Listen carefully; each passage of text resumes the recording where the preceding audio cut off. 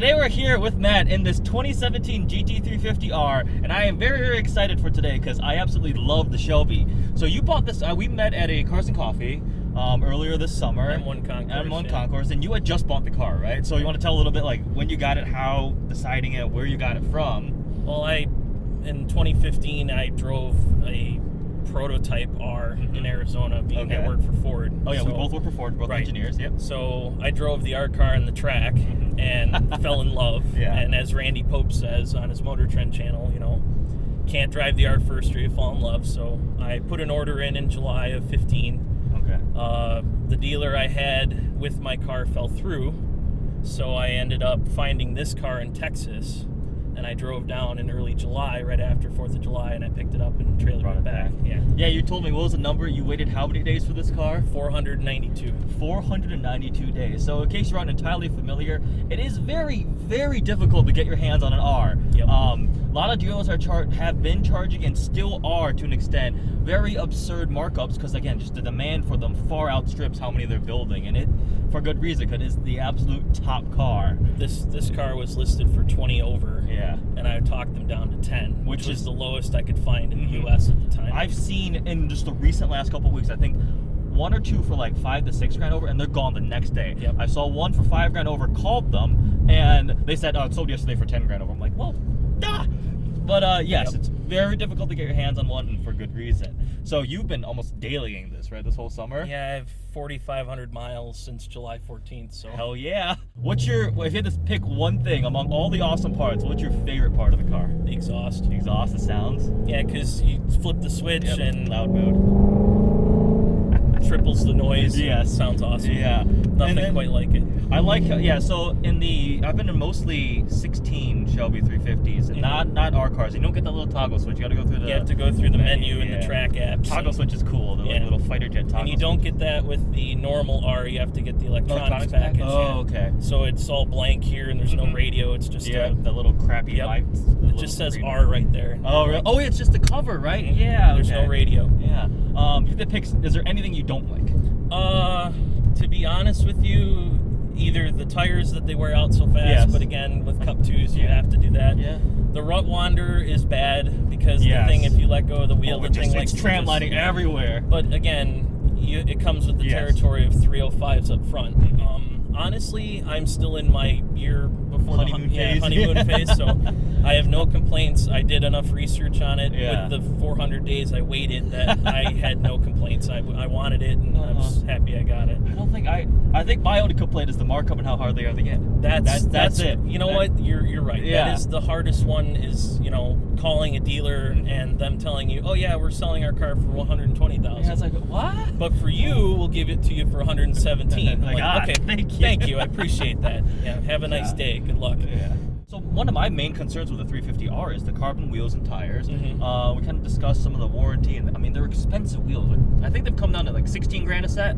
Something like that. When they started, they were like 20s. The fronts are like 3,800 a wheel, and the rears are 4,800, something like that. Talk about making HREs look cheap. As a Ford employee, though, there is a dealer out there that they sell them with a discount for 2,200 a wheel. Yay! But again, it's half price, but still, what is it, 8-9 grand? Yeah, for a set almost of wheels 10 grand right there. So you're gonna get a set of like forged wheels, like aluminum wheels, run less aggressive, crazy tires. So yeah, that's honestly what I do. Store the wheels if you want to take them off for shows and stuff like that. Or put like Hoosiers on these and run track or run like performance. Yeah, those are full out. You got to track it or trailer it everywhere. So it's just for range, you're kind of crap. Have you driven this in the rain? I have. Does it get sketchy? The day I took it to get it wrapped and expelled, it was monsooning, and I was sideways all over a 696. But the traction control is great in this thing, and it cuts power, it cuts torque down. So it makes it so you don't completely die.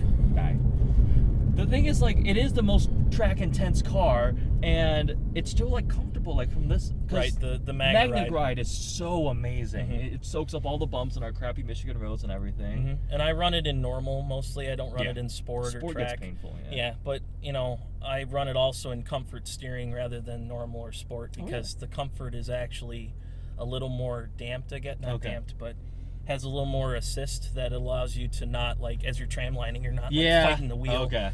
That's what I do when I was. I guess I always drive it in sport steering. When you're on sport, it's a little heavier, and then it likes to dart a lot. But it's just all over. It's more comfy and comfort, I should say. So, man, has this like always been your dream, or since you drove it when it first launched? Because I grew up a GM guy. My dad loves GM cars because I think he's had 130 cars in his life, but that's how he made a living in high school. Oh, okay.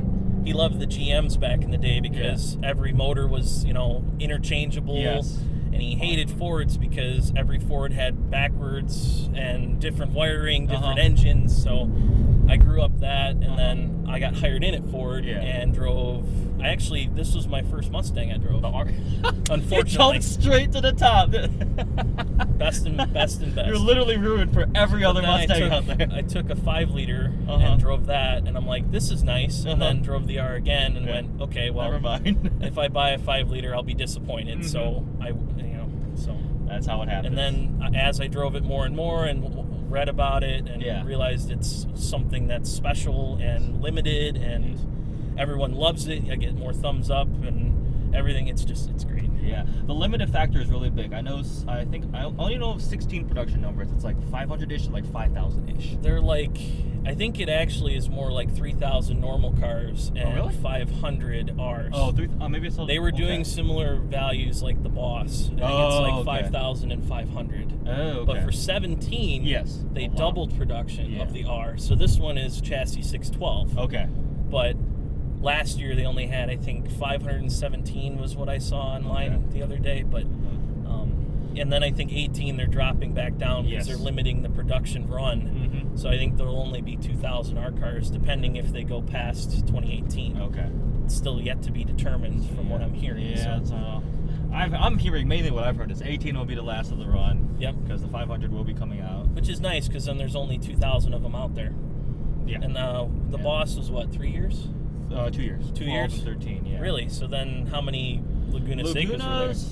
Were $750 a year. Because you had, what, a Laguna? I had a 2012 Laguna Seca, yeah. Same color combo as this, actually. This is like the ultimate iteration of my Laguna. Better in every way. Revs higher, makes more power, way better transmission, obviously. Right. It had a Tremec, the Boss. No. Did it? I had a good track. It had a Getrag. Yeah, an MT82. It was garbage. I hated it. I had so many. I hated it. I wanted to find whoever the engineer was in charge of putting that in and be like, why? Well, he put it in the 5-liter now. And oh God.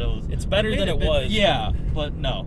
That's garbage. The T6 in this thing is astonishing. It's excellent. Look, the first thing I noticed when I got into Shelby was the clutch is shockingly light. I was expecting it because I think I still had my Laguna Seca at the time. The weight and the linearity was a lot different. Got used to it though. But you happy with the car so far? Oh yeah, I'm very again still in the honeymoon phase. So I'm like, drive it every day. Nice day out. Take it out for a spin, go get food in it, do whatever. But so I guess to answer the question, what is it like to own a Shelby 350R? A, it's awesome. You would agree with that. B, you can actually use it. Like Matt, you use it all the time. Yeah. Like you just said, go get food, take it out, and go show your friends. Go, haha, I have a Shelby, you don't. But no. What, to everyone goes to Justin with his Corvette? Right, exactly. You bought the wrong car, Justin. Brought the wrong car. Yeah. All right. I mean, thank you so much. I really hope you enjoy this.